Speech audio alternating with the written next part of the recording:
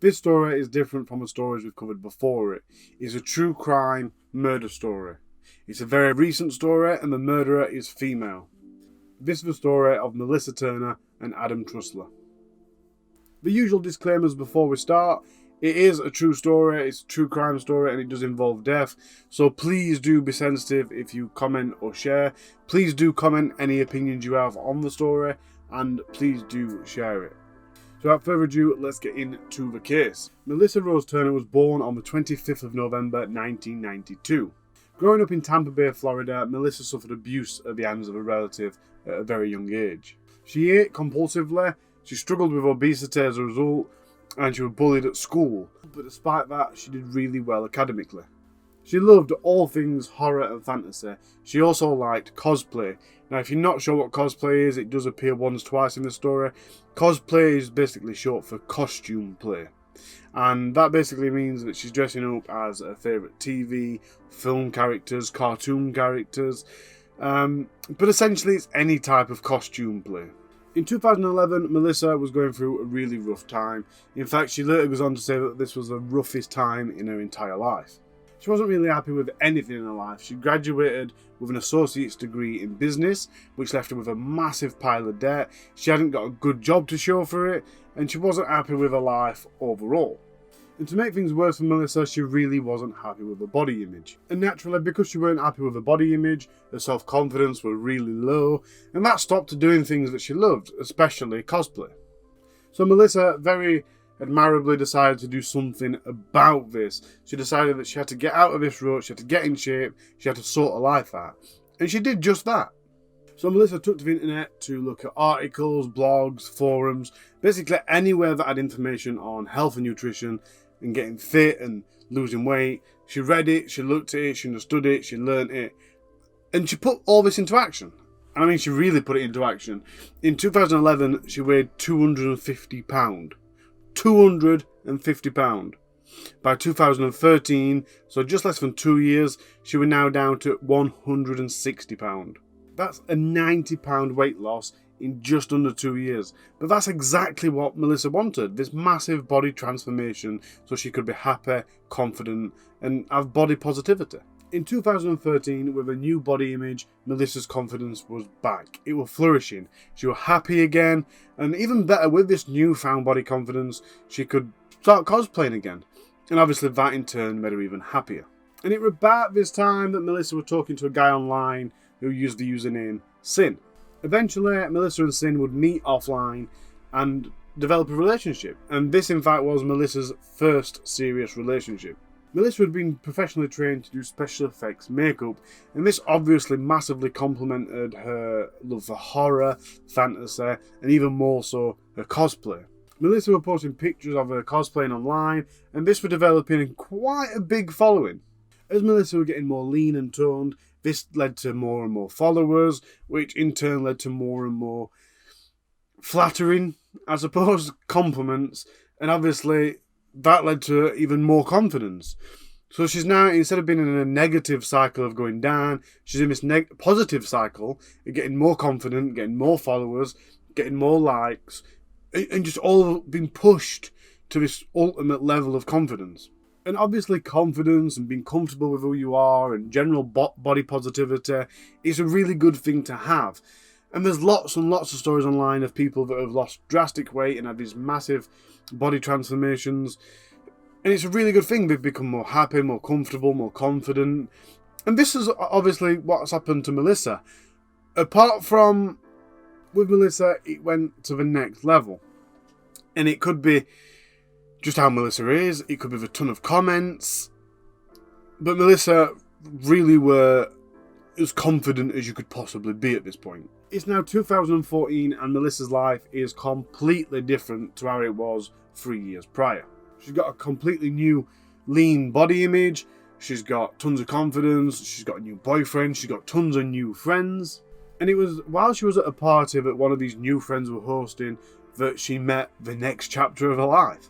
At this party there was a woman there, and this woman was a cam girl. So her and Melissa gets talking, and obviously the conversation leads on to being a cam girl. So during this conversation, It's obviously a little bit of a light bulb moment for Melissa. She's been introduced to this concept of camgirling, and especially the amounts of money you can earn from it. So let's take a step back for a second and look at the situation. She's got from not being very happy, having no self-esteem, no confidence, being a bit depressed, to losing £90 and getting tons of attention for body image. Now, I'm not a doctor, but surely that's led to some sort of dopamine addiction. From being in this depressed rut to all of a sudden having loads of attention, that releases dopamine, and it's got to feel really good to the point where you just want it more and more and more. At this time, Melissa's working dead-end part-time jobs that are giving her a really basic wage. So as Melissa's talking to this cam girl, she must be thinking, wow, wait, I do the same as you, but with more clothes and lots of makeup. I've got a decent following. My body's nice now. If I take off all my clothes or some of my clothes, I could earn all this money, get out of these 2 part-time jobs, and have a really nice life. And I'm sure at the same time, the body was screaming, yes, think of the dopamine, think of the attention. Any which way, Melissa thought about this for a long time. Well, I say a long time, but it was actually the next day that she registered the username TwoThorned Rose. Already having a decent sized following, her followers grew nicely. Nice enough to make enough money to support herself after just a couple of years. There's one major problem with being a cam girl. It's a massively competitive market. And there's this constant rotation. As you get older, there's newer 18-year-olds coming on the scene, so people start watching them and stop watching you as much. And it's just this constant rotation where the older you get, the more you get pushed out. So Melissa decided to become an independent cam girl. She was going to do themed adult films. She decided to do what she knew best. She themed a lot of her films around cosplay and horror. Her website, TwoThorned Rose, started to grow almost instantly. She was featuring herself on other various platforms, and she even launched herself a Patreon page. And all of this was going very well. With all these different revenue streams, she was pulling in thousands of dollars a month. In a quite admirable entrepreneurial spirit, in 2016, Melissa and Sin decided to expand the business. They opened their home as a studio so other models could come and use their equipment for a small fee. It was a really smart idea and it worked really well. Their home was now a money-making machine in the form of a studio. But it weren't all smooth sailing. There were trouble in paradise. All of this work Melissa was doing was starting to weigh quite heavy on her shoulders. Her and Sim were arguing quite a lot, and there were even allegations of abuse, although I'm not quite sure who the claimant was, who the victim was. I don't know, but there is some allegations knocking about that relationship. Eventually, Melissa and Sin ended up breaking up. As Melissa's first serious relationship collapsed, so did their business. This left Melissa fending for herself again, and in a very competitive market in 2016, Melissa decided to have some surgery. She had 2 operations. One was a corset trunk plaster, and that's basically where you get the excess skin removed from when you lose weight and you get the excess baggy skin. She had that cut off. And the second was a thigh lift and tuck. Also in 2017, Melissa fell in love with the victim of this story. Matthew Trussler was born on the 11th of January 1994. He grew up in a small town called Hopkinton in Massachusetts. Now this is a very small town. It's 25 miles west of Boston and it's best known from being the starting place of the Boston Marathon. Hopkinton is a very different place to Florida. It's got tons of forestry. And I mean that quite literally. I looked on Google Maps and it just looks like one big forest with lots of streets going through it. It's practically in the middle of nowhere with a population of about 18,000. So it's quite a very small village. Matthew was described as a fun-loving, hard-working guy. He had a good bond with his family and friends, and he also cared very deeply for animals.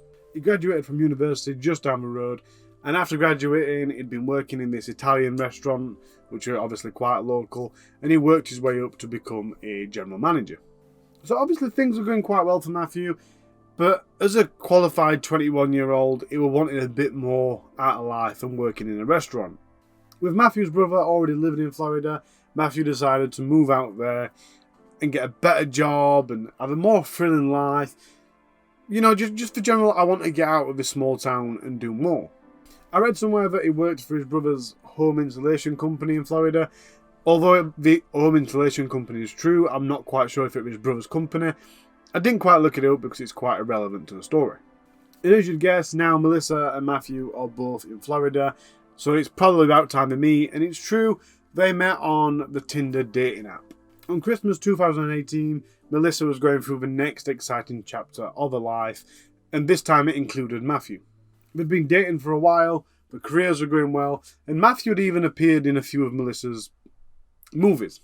At the time, Melissa was 26 and Matthew was 24, and they bought a 4-bedroomed house in Riverview, Florida. Now, in this day and age, buying a 4-bedroomed house at that age is quite an impressive feat, but this is no just standard 4-bedroomed house. It was located in a nice, desirable location and community. It had 4 bedrooms, a garage, a garden, even a fenced-off pool. They had 4 cats, a puppy, and it said that the couple had planned to get married. The future looked really good. As is always the case on social media, their social media accounts portrayed the perfect happy couple. Melissa had posted on social media previously that she was really happy and a relationship with Matthew was amazing, just as good as it were when they first got together. Then on Matthew's 25th birthday in January 2019, he posted the following status to Facebook. A quarter century later, I've got a mortgage, a pup, 4 fur babies, and a wonderful girl. I am a happy man. I also realise that I'm getting older. Instead of sleeping in, my ass woke up at 6:30 without an alarm. There were a bit of trouble in their relationship though, in the form of Melissa's ex. Sin had grown really jealous of their relationship, and it apparently threatened them by pulling a gun to Matthew. But their relationship weren't quite as perfect as social media would suggest. They'd started arguing quite often, and Matthew seemed to be isolating himself from his friends and family. Matthew's brother had described their relationship as toxic, and Melissa and Matthew's neighbours quite often heard Melissa and Matthew shouting at each other and arguing. But eventually, even Facebook started seeing some strange cracks appearing in their lives. On the 23rd of September 2019, Matthew updated his Facebook to say, "Don't be a fool and blame others. Fight your own war." I suppose that's quite a cryptic message, but it's obviously not a positive, everything's fine message. And at the time of this post, Matthew's Facebook status showed that he was single. Now, we can't be sure if this was already single or he changed it to be single, but I suppose for such a young couple it's strange to have your relationship as single when you're in a relationship, especially when your relationship's that official that you've just bought a 4-bedroomed house together. Just over 3 weeks later, at 8:45 AM on Friday the 18th of October 2019, police officers were responding to a distressing phone call made at Melissa and Matthew's house. It was Melissa that had made the phone call. She'd called for help because her boyfriend, Matthew Trussler, had been fatally attacked. Melissa told the police that she'd found her boyfriend dead on the patio, and after screaming and scrambling to perform CPR, it yielded no response. Having found him in this state and having absolutely no idea what had happened, medical intervention just didn't seem to do anything. Matthew Trussler was pronounced dead at the scene. Later on, through the post-mortem, it would become clear that Matthew had died through blood loss due to the stab wounds. But it was already clear to officers that Matthew had died some time before they'd arrived. He was completely colourless, and rigor mortis had already set in. It was also clear that Matthew had been viciously attacked. He had a deep wound in the middle of his back, with several punctures and lacerations. The cuts included one to his upper bicep, chest, right shoulder, and he also appeared to have defensive wounds across his arms. Melissa appeared to be devastated, traumatised, and in deep shock. Almost as if it was a complete shock and she had no time to get her head around it. And as we'd already said, Melissa's initial statement to the police was that she'd found him dead in the garden and she had no idea what happened to him. But that's not what she said when she got to the police station. In fact, the story had completely changed. Finding Matthew dead in the garden without knowing anything what had happened to him was a complete and, in my eyes, very suspicious lie. Her new version of events was that Matthew had been out drinking all night, and at 4 AM on the 18th, the day that Matthew died, he woke Melissa up in his drunken state and started strangling her. He'd hit her several times and threw her across the counter before grabbing a knife. Melissa goes on to claim that once he put the knife down to strangle her, she'd picked up the knife and that's when she stabbed him in the back. It was a complete defensive action. Melissa also had injuries to her hands, and she said that's how this had happened. It was completely defense. They were attacking her. He had a knife to her, and she was defending herself, and then he put this knife down, and the only way she could get away was to use the knife. It was a drastic change in story, and if that weren't already a warning flag, her new story still didn't match up to the evidence that the police officers had already seen. Matthew had several wounds across his body, most of which, or a lot of which, appeared to be defensive wounds. And the injury on Melissa's hand that she'd said would been done as she was defending herself, that was consistent with lacerations of a backward motion, what you'd get from holding the knife. As this interview is being conducted, police are back at Melissa and Matthew's house, looking for evidence, gathering evidence. So they're looking for items, they're looking around for CCTV, any witnesses that might have been around, and that sort of stuff. And obviously, in this day and age, there's always some sort of camera nearby. The chances are, if you're doing something wrong, unless you've purposely planned it so you're not in camera's view, there will be a camera, especially with all these door cams that people have. And that's exactly what happened here. An officer noticed that an house that looked onto their garden had a doorbell camera.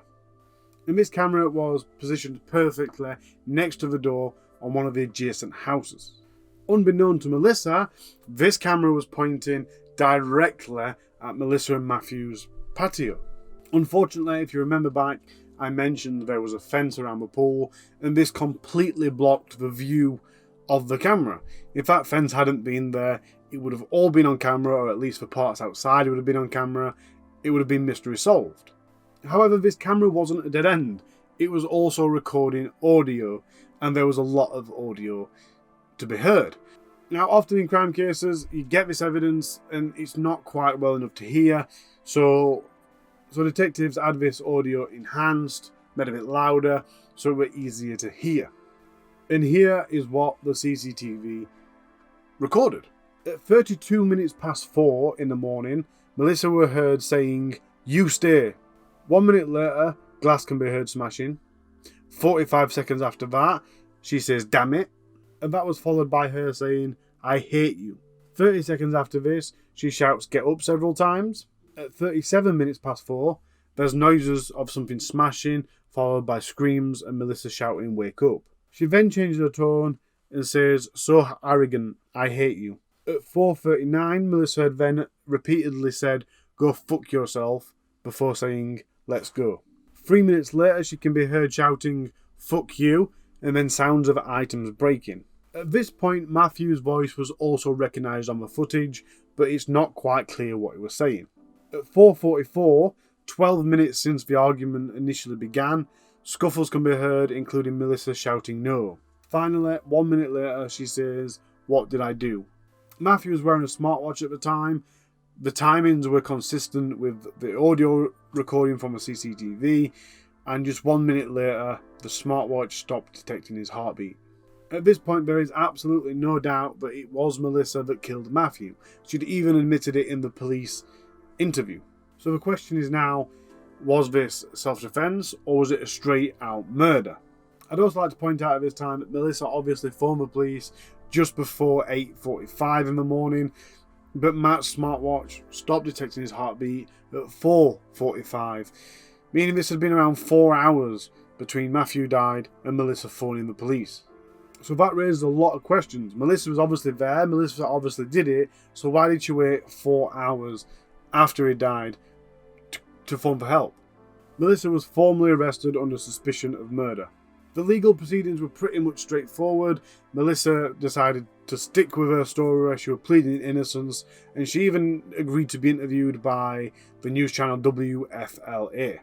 But even while she was behind bars, Melissa was still making mistakes. While on a call to her family, she was bragging about how much money she had left over from her modelling.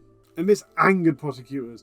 It even led to a massive debate on whether Melissa should be allowed a public attorney or she should be paying for her own. Before the trial began, Melissa was offered a plea deal. If she pled guilty, they'd restrict her sentence to 25 years. However, Melissa declined the offer and made a counter offer that she'd plead guilty to murder if she'd only get 5 years. With a massive difference in the offers, no deal was made and it went to trial. Melissa's trial in court began on the 14th of February 2022. In the Tampa courtroom, Melissa took to the witness stand and she spoke through tears as she described Matthew as an addicted man, depressed, self-destructive and abusive. She said, and I quote, "I wanted to help him. I wanted to do what I could for him. I loved him." End quote. Melissa spoke of a rocky relationship which was made a lot worse by Matthew's drinking. She claimed that he drank so much she'd quite often find empty drink bottles in her car's console. She claimed that she quite often saw him lining up shot glasses and drinking them back to back.